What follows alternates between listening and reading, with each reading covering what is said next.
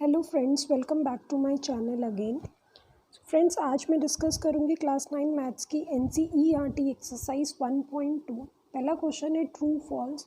आजकल का जो नया पैटर्न है उसमें 1 से लेकर 18 या आई थिंक 20 क्वेश्चंस कुछ ऐसे होते हैं जो एक एक नंबर के आते हैं, जिनमें ये ट्रू फॉल्स को टीचर्स डालते हैं और बच्चे इन्हें कर नहीं पाते और छोड़ देते हैं एग्ज़ाम्स में।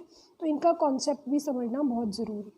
पहला है आपका every irrational number is a real number. तो भाई जितने भी रियल नंबर्स होते हैं उसमें रेशनल हो चाहे इरेशनल हो सारे ही आ जाते हैं। तो रियल नंबर में अगर यहाँ पे रेशनल भी लिखा होता तब भी ये सही होता, इरेशनल लिखा है तो भी ये सही स्टेटमेंट है। नेक्स्ट है every point on the number line is of the form √m where m is a natural number.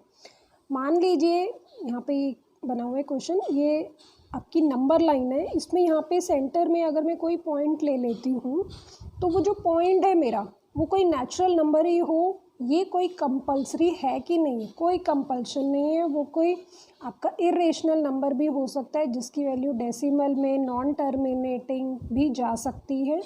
इसलिए ये जो हमारा सेकेंड पॉइंट है ये फॉल्स होगा। थर्ड है every real number is an irrational number.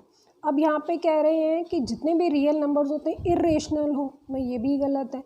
For example जैसे 3 तो एक रियल नंबर है, लेकिन अगर 3 में जब तक मैं रूट नहीं डालूंगी वो इरेशनल नहीं बनेगा, ठीक है, क्योंकि उसकी वैल्यू होगी 1.732 और वो आगे कंटिन्यू रहेगा। तो इस तरीके से ये जो स्टेटमेंट है मेरी कि हर रियल नंबर इरेशनल होता है, ये क्या हो जाएगी मेरी फॉल्स। उसके बाद है मेरा नेक्स्ट क्वेश्चन है यहाँ पे कि स्क्वायर रूट जब हम निकालते पॉजिटिव इंटीजर्स के क्या वो इरेशनल होते हैं, और अगर नहीं होते तो आपको उसका एग्जांपल देना है कि जो नंबर जो होता है वो रेशनल होता है। यहाँ पे देखिए √4 है विच इज़ इक्वल्स टू 2, कि भाई 2 का स्क्वायर करते तो 4 आता है। 9 का जब हम निकालते हैं स्क्वायर रूट तो वो किसका बनता है 3 का, 16 का है 4। तो ये सारे के सारे मेरे रेशनल नंबर्स हैं। अगर इनकी वैल्यू डेसिमल में और नॉन टर्मिनेटिंग हो जाती तो वो इरेशनल में चले जाते।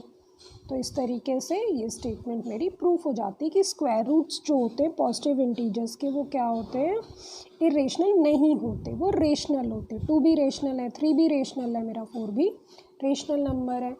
अब ये जो क्वेश्चन है क्वेश्चन नंबर 3 ये इंपॉर्टेंट है और एग्ज़ाम पॉइंट ऑफ व्यू से ये ज़रूर आता है, तो इसको समझना वही ज़रूरी है कि √5 को आपने रिप्रेजेंट करना है नंबर लाइन पे। √5 ये आपको कुछ भी दे सकते हैं वैसे तो।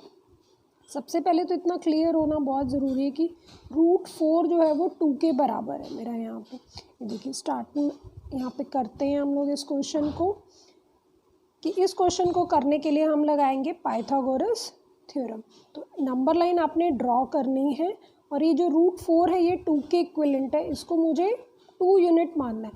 यहाँ पे स्केल से अगर मैं आपको दिखाऊँ यहाँ पे तो आपने 2 इंच लेना है। आप सेंटीमीटर के हिसाब से भी ले सकते हो, आप इंच भी ले सकते हो। इंच में अगर डायग्राम थोड़ा आपका बड़ा बनेगा तो क्लैरिटी थोड़ी सी ज़्यादा रहेगी, इंच से बनाने में ज़्यादा बेनिफिट है। तो जब हम यहाँ पे 2 यूनिट्स लगेंगे, यहाँ पे आपने हमेशा 1 ही यूनिट कंसिडर करना है। तो 2 यूनिट है, ये 1 यूनिट है। तो अगर मैं इन पॉइंट्स को मैं जॉइन करती हूँ तो ये वैल्यू क्या निकलेगी, तो यहाँ पे अगर ये 90 डिग्री मेरा बनता है तो ये मेरी पाइथागोरस थ्योरम लगाई जा सकती है। तो पाइथागोरस थ्योरम 9 क्लास के बच्चे को डेफिनेटली पता होती है। तो बेस का स्क्वायर प्लस ये मेरा परपेंडिकुलर है, इसका स्क्वायर करेंगे तो वो मेरा आ जाएगा हाइपोटेन्यूज के स्क्वायर के बराबर। तो ये हो गया मेरा 5। तो इस तरीके से OB की वैल्यू मेरी रिप्रेजेंट हो जाएगी।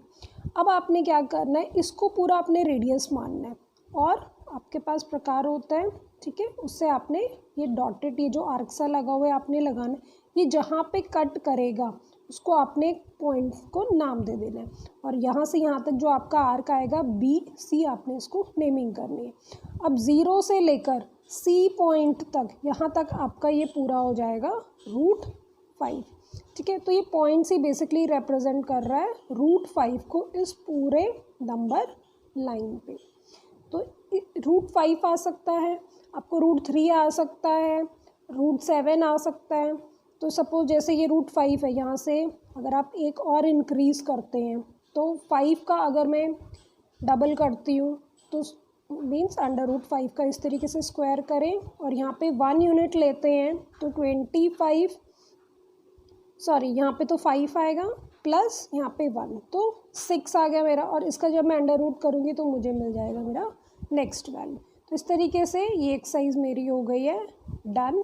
और इस क्वेश्चंस को करने के लिए आपको थोड़ी प्रैक्टिस करनी पड़ेगी, और अगली क्लास में मिलेंगे एक्सरसाइज 1.3 के साथ। Thank you.